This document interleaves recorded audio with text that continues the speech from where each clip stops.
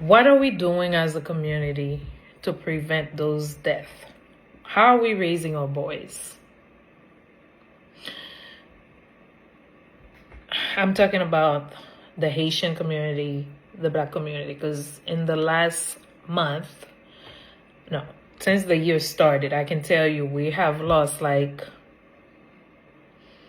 believe 6 women where their husband killed them or boyfriend, and then some of them they ended up killing themselves, but no matter what, they kill them.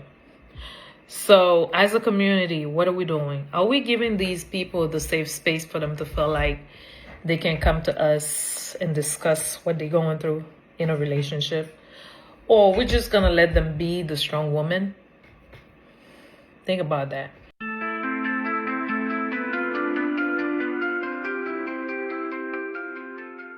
After her body was found, after the vigils, after the flowers piled up outside City Hall, after the flags dropped a half-staff across Coral Springs, her family did something quiet, something that almost nobody noticed. They went to her Instagram page, the one with anniversary posts, the matching couple photos, the heart emojis, the caption about cheers to love and growth, and building a beautiful life together, and they removed his name from hers. Just like that, Nancy Metayer Bowen became Nancy Metayer again, the name she was born with, the name that was hers before him, her Haitian name, her roots, her. They gave her back to herself. That single act, silent, deliberate, and devastating, told you more about what this family understood than any press conference ever could. They were not just grieving. They were reclaiming her. They were saying, she was ours before she was his, and she is ours now. But here's the question that has been sitting in the back of this case since day one, the one that the news covered and then moved on from, the one I cannot stop turning over. Who is Nancy Metayer inside that marriage? Not who she was on that stage. Not who she was at the campaign rally. Who was she in that house? In that bedroom? On a regular Tuesday evening when the cameras were off, and it was just the two of them? Because every single person who loved her, every colleague, every political ally, every friend who sat beside her at events and thought they knew her completely, said the same thing when asked about her home life. They had no idea. And I need you to understand why that silence is not incidental. That silence is a story. If part one of this case kept you up at night, I promise you, what we are about to get into today is the layer nobody has fully told yet. Subscribe to Mystora Crimes right now. Click that bell. Like this video for Nancy, for the truth, for every woman whose private life nobody could see.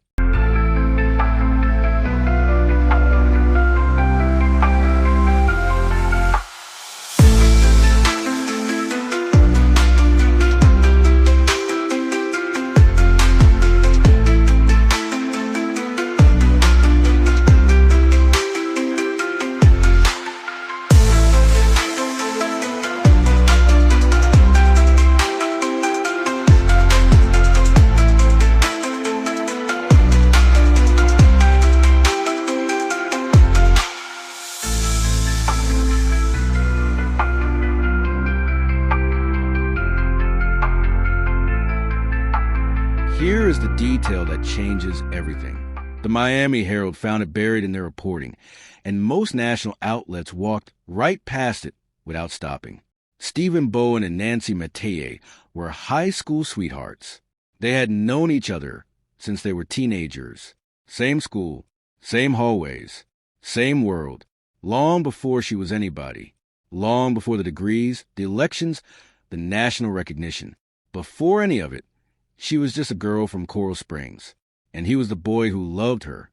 Now I need you to feel the weight of that, because it rewrites the psychology of this entire relationship from the ground up. When you fall in love with someone as a teenager and stay together into adulthood, there's an invisible contract between you, an understanding that is never written down and almost never spoken out loud, about who each person is, what space they occupy, and what the balance of the relationship looks like. That contract gets made in high school, and then life happens around it. Careers happen. Ambitions happen. One person grows faster than the other. The contract starts to strain. They married in November 2022. bought a house together in Coral Springs the following year. And on paper, on Instagram, at political dinners, at every public event where they sat together and smiled, it looked like a partnership. Friends described Stephen as quiet, but warm once you got to know him, not the type to approach people, but engaging and present when you engage him.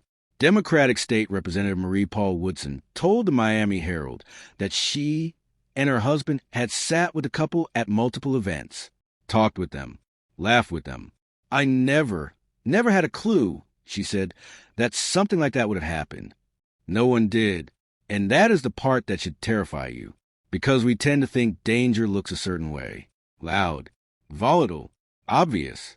We imagine it comes with a history of police calls, restraining orders, visible bruises. But research on intimate partner homicide consistently shows that the most dangerous abusers are frequently the ones who never left a paper trail. They learned, consciously or not, to contain everything, to perform the devoted husband in every room that had an audience, and to reserve the control for the room that didn't. Stephen Bowen left almost no paper trail, no domestic violence filings in Broward County records, no restraining orders. His criminal history was limited to a dismissed cannabis possession charge from 2009 and some traffic violations. When the Coral Springs Police Department got public records requests for prior calls of service to their home, they denied it, citing an active investigation. That denial is significant. It does not confirm anything, but it does mean we do not yet know the full history of what happened inside that house. Now I want to talk about Stephen Bowen, because the news coverage treated him as almost a footnote, a suspect, a mugshot, a set of charges. But if we want to understand what happened in that bedroom, we have to understand who this man believed himself to be. And he told us, in his own words, publicly. His Instagram bio read, God, husband, armed. 3 words, in that order. Not father, not professional, not caregiver or scientist or public servant. Though he held several of those roles, he was the CEO of a faith-based nonprofit called Men of St. Luke. He was an active member of a Masonic lodge, the most worshipful Union Grand Lodge of Florida. He was a certified radiology technologist. He was a competitive shooter who documented himself at gun ranges, posted videos of himself hunting boar with a rifle and a spear, and by every account had a deep, sustained relationship with firearms that went far beyond casual interest. But the word he chose to put second, between God and armed, was husband. That is his identity. That is the thing he told the world defined him. And the thing about an identity built around a relationship is this. It requires the other person to stay in it. You cannot be a husband alone. The role only exists if she is there to be your wife. And if she decides she is done being your wife. If she decides to step out of frame entirely, to run for Congress, to reclaim her own name, to become something so large that the version of her that needed and begins to look very, very small, then the identity collapses. And here is where this case becomes one of the most psychologically loaded stories I have ever covered on this channel. One source, a tabloid outlet. And I want to be honest that this has not been confirmed by police or prosecutors. Reported that Nancy had told Stephen she wanted a divorce, that she was ending the marriage.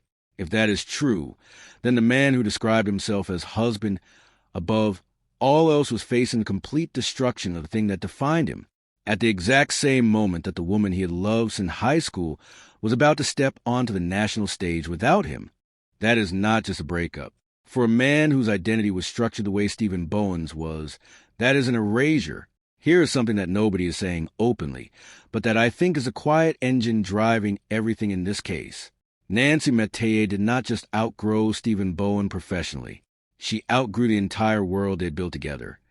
And she did it in the most visible, public, celebrated way possible. She worked in former President Obama's office. She worked under former Senator Bill Nelson. She was tapped by the Biden campaign, then the Harris campaign. She was recognized by the United Nations. She was being courted for a congressional seat that was opening up because the current Congresswoman, Representative Sheila Cherfus McCormick, was under federal indictment for allegedly funneling disaster relief funds into her own campaign. Nancy was positioned to walk into that seat, into Washington, into a life that bore almost no resemblance to the one she had started in those Coral Springs high school hallways with a boy who loved her. And every step she climbed, every award, every election, every endorsement, every standing ovation, happened while Stephen Bowen stood slightly to the side of the spotlight, the supportive husband, the man in the background of the photos, the one who showed up to every function and sat with the other spouses and talked and smiled and was present and appropriate and said all the right things. But here's what her closest friend Alfredo Olvera said about what was about to happen in those final days. He said she was so excited about the congressional announcement that she had all the support from local leaders and elected officials and family and friends, that she was ready to fight in Washington for gun control, for the environment, for mental health, for reproductive rights. She was going to Washington for a man who built himself around being her husband, not her political partner, not her equal in ambition, but specifically, literally her husband. What does it mean when she is going to Washington? What does the house look like when she leaves for session?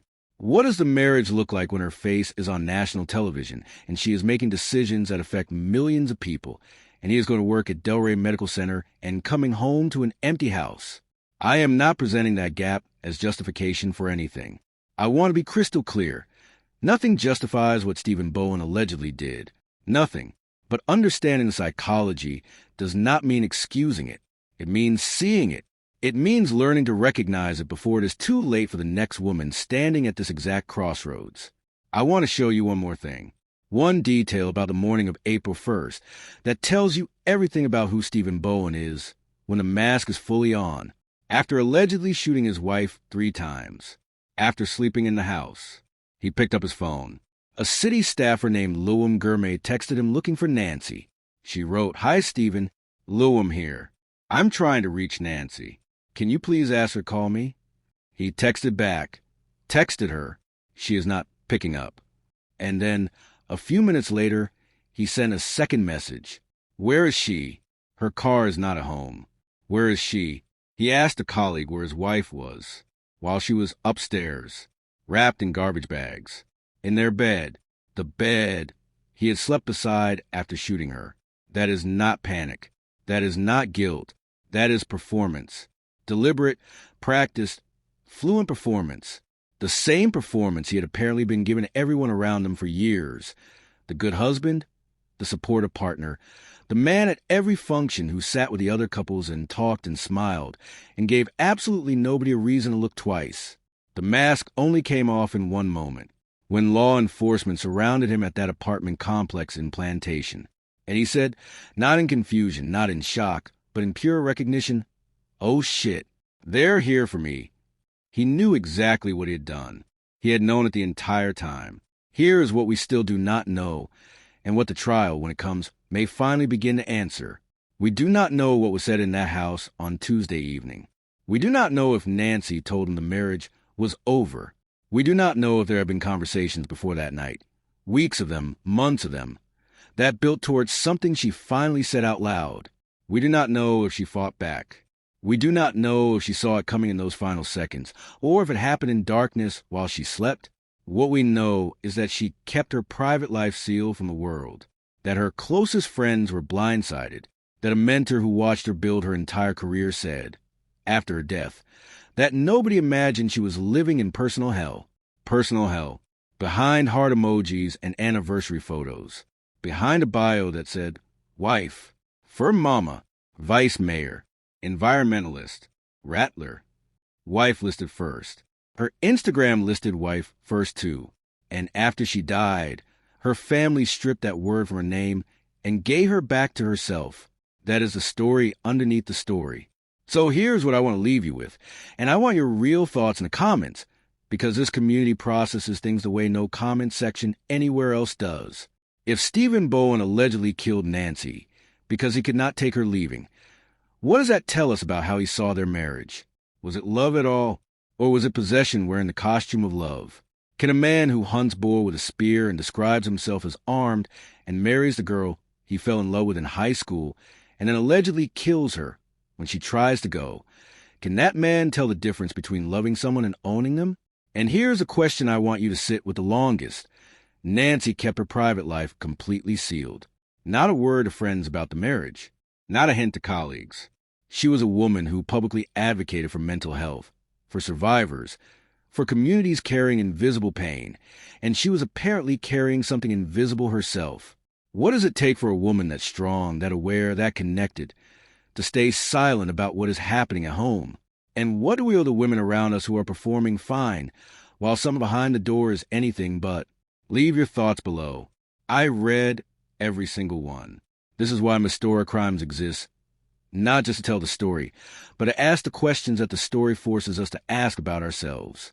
Subscribe, click the bell, share this with someone who needs to hear it. We will see you in the next one.